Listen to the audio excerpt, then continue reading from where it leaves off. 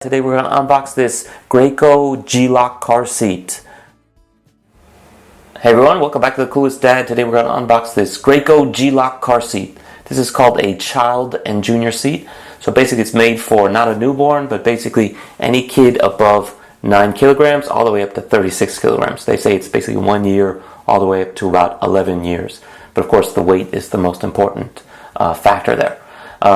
So this is only a forward-facing seat, so I definitely wouldn't recommend this for a smaller kid, even a kid that's 9 kilos and maybe 12 months.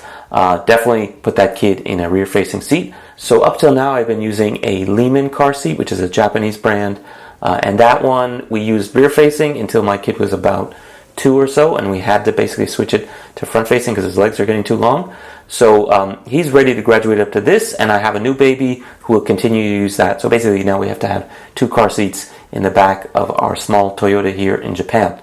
So one of the reasons I got this car seat is because it has the ISOFix system, which is basically the equivalent of the latch system in the US. So it's basically built-in hooks inside your car seat that you can just kind of click the car seat into. It's actually not too common here in Japan. Less than half the car seats have it. Actually, I would say maybe only a third or less.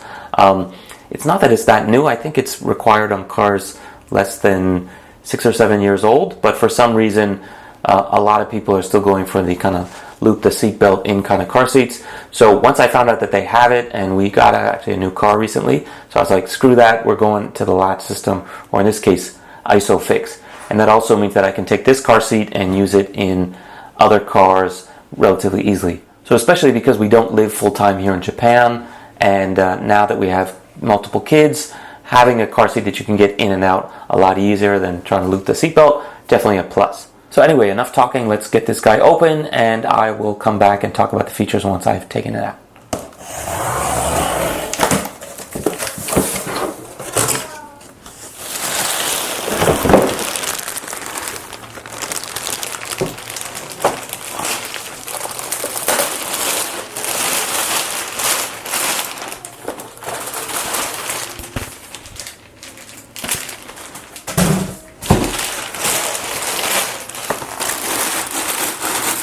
Here you go. Pretty good looking, right? Not too bad. It's definitely not light, but you don't want a lightweight car seat, do you? You want something sturdy, and if this thing's going to last all the way up for an 11-year-old kid, you probably want it more on the sturdier side. So I bought this yesterday at Toys R Us here in Japan. One key thing is this is branded to Graco, but in fact, Graco is owned by Aprica. And when I was in the store, actually directly next to this was an Aprica one, which is very similar. Also ISOFix, also for the same age range. And I started looking at it, I'm like, wait a minute. The base and the features are almost entirely the same. Same. Only thing difference is the padding. Actually the same company, the same base design, but it's like almost twice the price.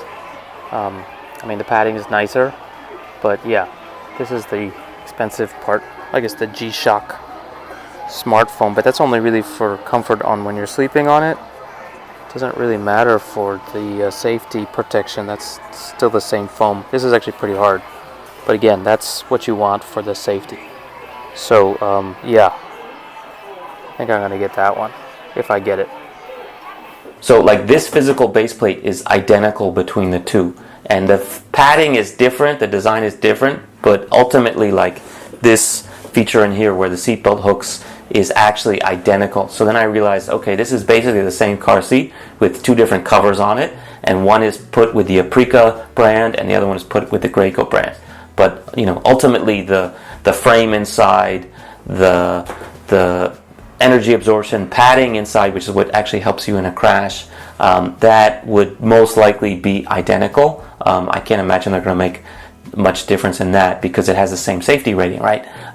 So anyway, I thought, okay, well, we don't need the fancy fabric. We're not using this full time. There's no other added features on there that are really that big except nicer foam. So I went with the cheaper one that basically should be functionally identical. So since this works for such a wide age range, it actually can sort of transform as the kids body changes. So in this case, this is sort of the small size. This guy can expand upwards. That's the headrest.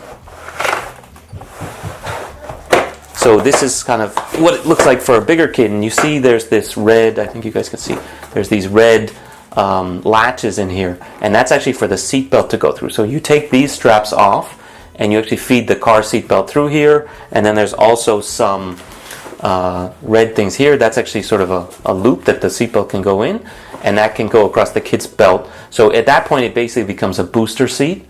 And it's still using the latch system or the ISOFix system to lock into the car, but then the seatbelt actually sort of fits in through here, and you don't use these. So I guess that's probably good. It's more flexible, and I definitely trust the car seatbelt for a bigger kid like that. Although one of the drawbacks is then it's only across one shoulder.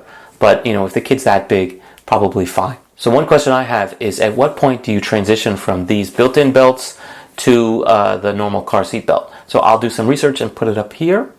Isn't that edifying? Okay, great.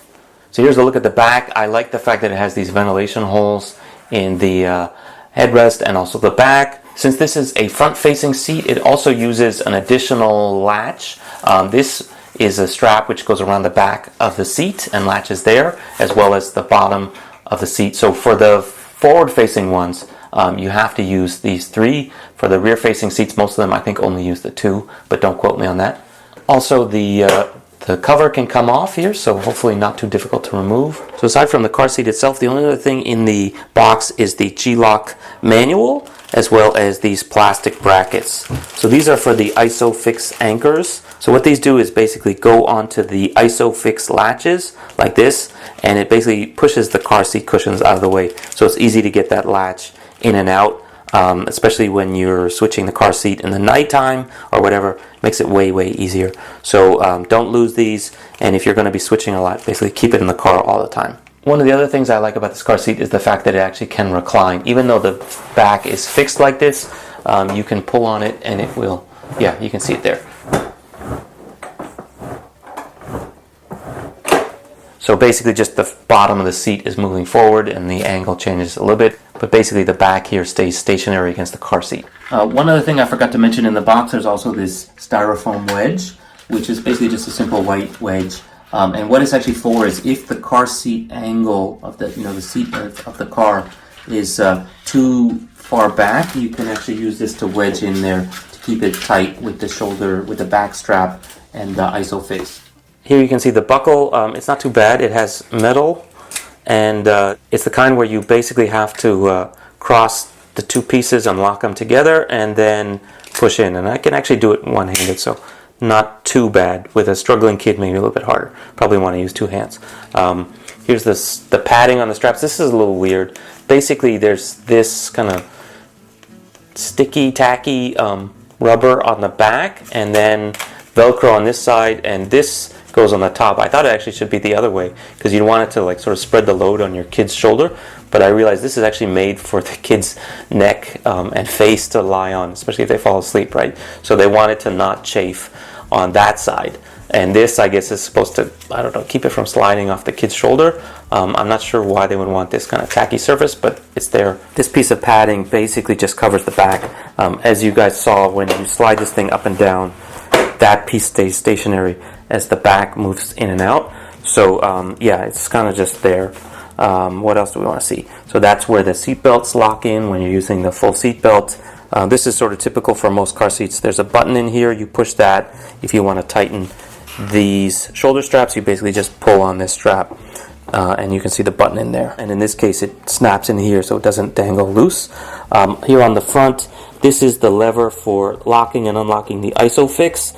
I guess that's easy that they put it here, and this is the one for the reclining. The only thing I'm worried about is like the kid might see this, or someone might accidentally grab it and unlock the car seat by accident, so you want to be careful with that.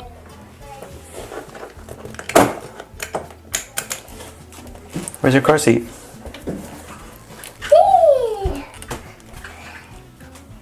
What do you think? You like it? I like. Big boy now, yeah, you got a big car seat. You like the box more or the car seat? Okay, so here you can see with an actual kid in there, not too bad, pretty comfortable, wasn't too hard to get him in. It is kind of hard to pull the straps tight once you pull on this strap, so you gotta really yank it, but you don't want it to move too easy, right? Are you secure? Can you go anywhere? You're locked in? Safe? Okay, so here is our Toyota Rumi car in Japan. You can see the ISOFix latches here. There's one, there's the other, there's some labels that show that it's here. In some cars they're actually right above where they are. The buckle folds down here, that's kind of annoying. That's one for the center seat. I've got the seat pulled forward right now. You can also see, if you fold the seat down, you can see where the rear one is. In this case, rather than being like a metal hook, I guess because they don't want it to mess up with cargo, they put this strap in here, and I guess that's what it's supposed to strap into and pull tight, which is fine because it has a hook. So that's the latch, anchor, ISOFix, whatever you want to call it. Okay, so here is our spacer that's used to separate the cushions where the latch goes, and the latch is right here. So let's try to just guide this one in and use it to make a space, and eventually you'll get it. Okay, so here you can see with the spacers installed, kind of locked in there. This one's a little annoying because the middle seat belt kind of infringes on it, but you can either, I guess, move it this way or you can move it that way. This is just the cover, so it should be fine. I think there's actually an indentation, so I think if we put it in like this and I keep this thing out of the way, it should be okay. There is a way to unlatch this, but then that means that basically you can't use the middle seat belt. Ideally, I'll be able to have both one car seat over here and one car seat over here, and enough space in the middle for an adult to sit, but we'll have to see. Okay, so here we are with the car seat in place, and let's figure out how to get these ISOFix clamps on those bars. So first of all, you want to slide this guy out. I need to use two hands, so I'm going to put the phone down, but let me explain how it works. Basically, you pull that lever and then slide these out. You get them all the way out, locked out, and then slide it in and clamp it, and then you push the seat back against the seat back. So let's just do that right now. Okay, so here we are with the ISOFix thing slid all the way back. I had to use two hands, so I did it off camera. Again, this is kind of annoying because this seatbelt is here, but basically just ignore it, and let's get this guy in the slot. This one is in, that one is in, and then you just slide it all the way back. And it actually gets annoying because you have to actually click this to get it to set. And there you go. So it clicked green. I hope you guys could see that. And there you go. And then let's do the same thing on the other side. There we go. So yeah, now both sides are locked in, and then you want to just slide the whole thing back into place. And this should be now locked as well. Okay, so here you can see it's all the way slid back. I've got the headrest up.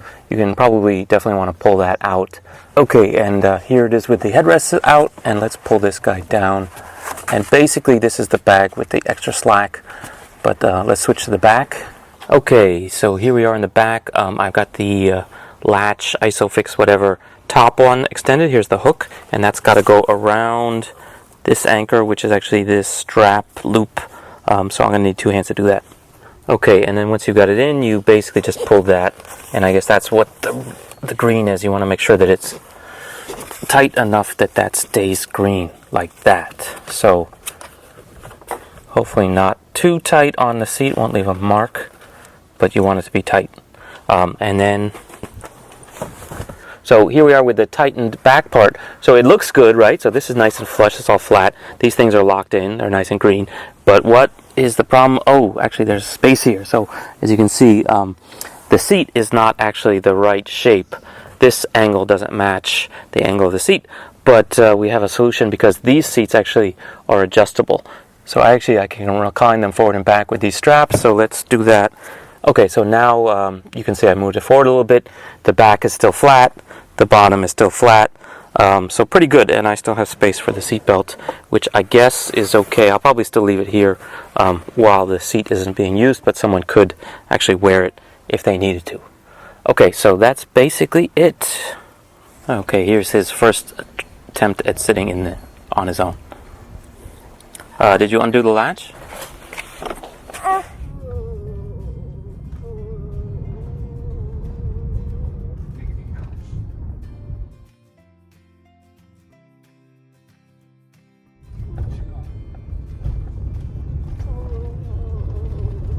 Okay, so say goodbye. Say bye-bye.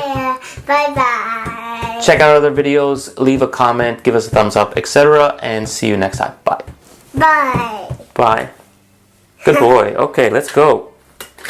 Can you get out? No. You can't? You wanna? You don't wanna get out? Oh, you're out. We had to pull pretty hard to get the straps to tighten once we had them in there, but that's the ISOFix cushion separator. You want to see it? Okay, so here you can see with an actual kid in there. Not too bad, right? Pretty comfortable.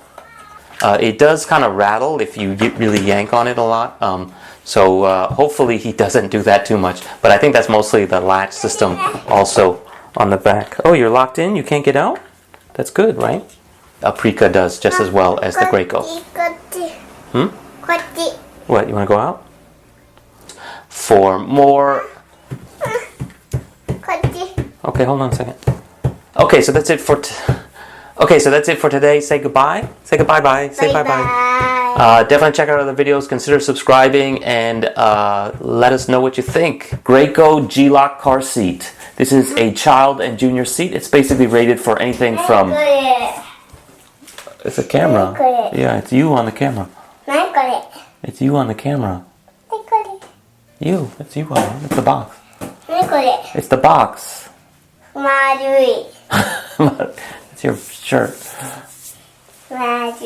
Yeah. NASA.